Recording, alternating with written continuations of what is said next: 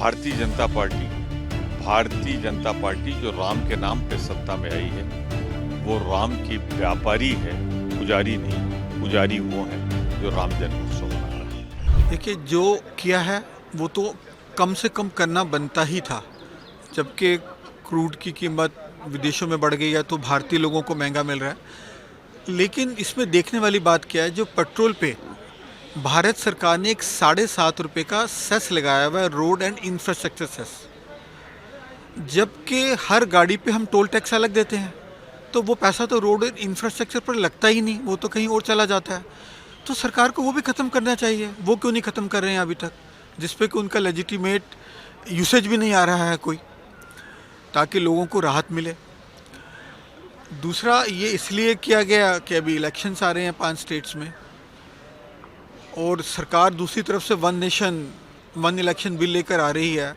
तो ये इलेक्शन आ रहे हैं तो कम हो गया, अदरवाइज तो होता ही ना। तो ये सरकार खुद ही साबित कर रही है कि वन नेशन वन इलेक्शन लोगों के हित में नहीं है, जनता के हित में नहीं है। यदि इलेक्शन आते रहते हैं तो सरकार थोड़ा जागरूक रहती है और कुछ कदम उठा लेती है लोगों को राहत देने के लिए। मुझे लगता है सरकार को जो रोड सेस और इंफ्रास्ट्रक्चर सेस ₹7.5 प्रति लीटर है, उसको भी विड्रॉ करना चाहिए।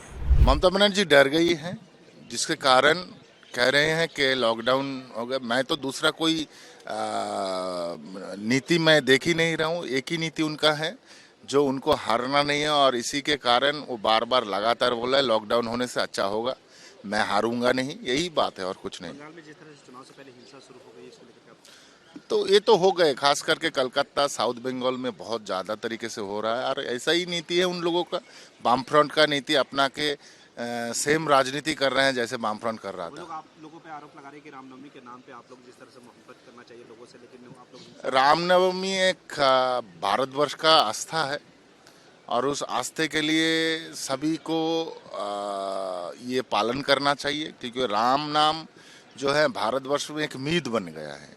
अभी इसके कारण रामनवमी जो होता है सबको पालन करना चाहिए, और यही हो रहा है। उन लोगों का झूठा बातों को सुनना नहीं चाहिए। सरकार ने एक साइड भगवान राम के जन्म का सारे देश में एक बहुत बड़ी संख्या में लोग आज भगवान राम का जन्म उत्सव मना रहे हैं, और ये मोदी सरकार ने आज अवकाश नहीं किया है।